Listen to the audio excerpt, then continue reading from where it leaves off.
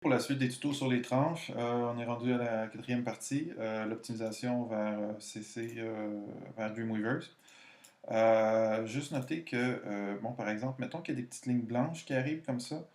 Ça voudrait dire qu'il y a des petites slices de trop qui se sont créées entre les slices. Donc, il suffit de retourner dans Photoshop, de corriger ça, soit en écrasant les slices, en les grossissant ou en supprimant ces tranches qui ont été faites de trop.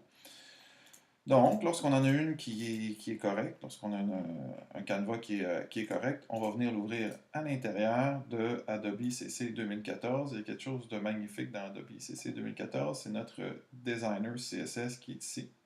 Ça nous permet de faire tout un paquet de choses, notre designer CSS, de façon très visuelle. Alors, par exemple, ici, lorsque je clique sur chacune des tranches, je vois qu'elles se sont transformées en divisions et je vois qu'elles réfèrent chacune d'elles à une règle CSS, n'est-ce pas? Donc, div classe accueil, qui est définie dans le head de mon document ici, de classe accueil. OK? Alors, là, ce que j'aimerais, ce serait tout centrer. Donc, si je veux tout centrer, il faudrait que je prenne comme le conteneur qui contient tout ça. Et il y en a un, dans le fameux wrapper. Photoshop fait ce qu'il appelle un tableau. Il appelle ça tableau 1, ça vient d'avant quand il faisait des tables. Donc, il fait une grosse tranche qui contient toutes les tranches qui s'appelle tableau 1. Et là, à l'aide du CSS Designer qui est à droite, j'ai juste à cliquer dans tableau 1, aller à droite dans mon CSS Designer et aller lui donner des attributs. Donc, par exemple, je pourrais dire mes marges sont à auto. Donc, on voit mon canevas qui est ici, c'est très visuel. Left, right, à auto. Et là, tout d'un coup, qu'est-ce que ça vient de faire, ça? Si je m'en vais voir dans Chrome, c'est que ça vient de le centrer ou pas, parce que j'ai oublié un petit truc important.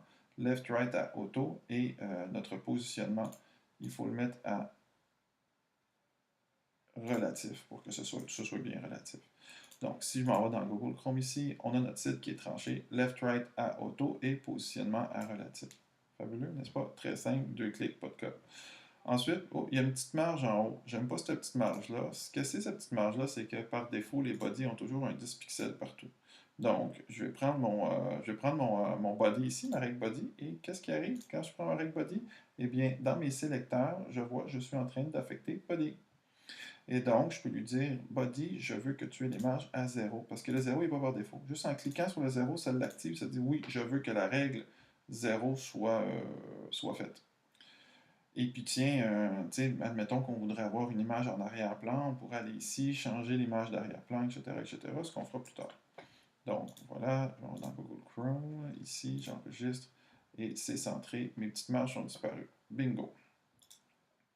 Pour éditer mon texte maintenant, la partie qui nous intéresse.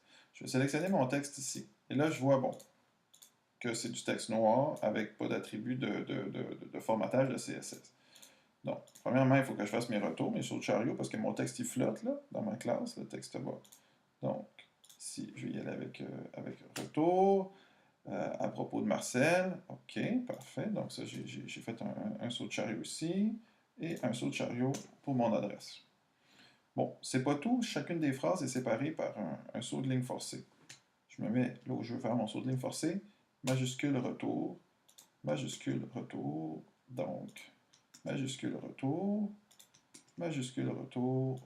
Majuscule retour. Qu'est-ce que je vois? Il met des BR, il met des paragraphes pour formater tout ça. Vous voyez? Et je remarque que j'ai pas d'image en arrière aussi. Hein. Texte bas, là, ça contient un background color. D'ailleurs, là, quand je le souligne, texte bas, là, je le vois ici. C'est dans ces éditions-là. C'est dans mon CSS Designer, div texte bas.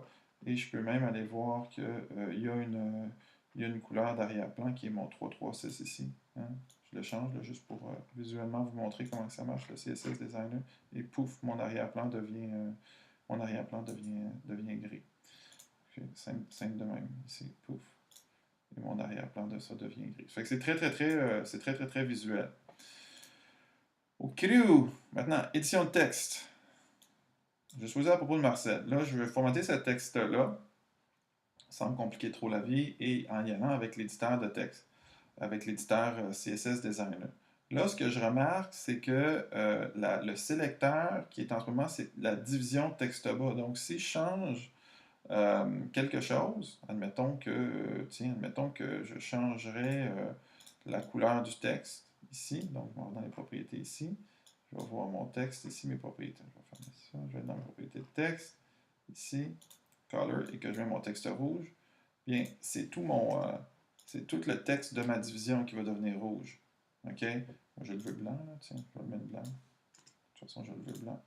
Donc, c'est tout le texte de ma division qui va devenir rouge. Fait que 1, 2, 3, 4, 5, 6, 7.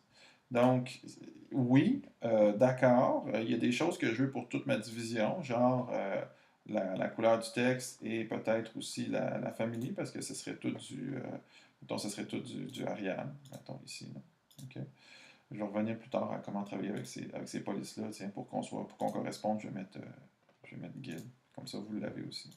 Mais si je veux changer juste la première phrase, puis souligner ma première phrase, puis lui mettre, mettons, y aller avec un texte un petit peu plus gros, eh bien, en pixels, mettons, je dis 14 pixels, ben là, ça ne marche pas, c'est tout le paragraphe qui grossit, parce que mon sélecteur, c'est div texte bas.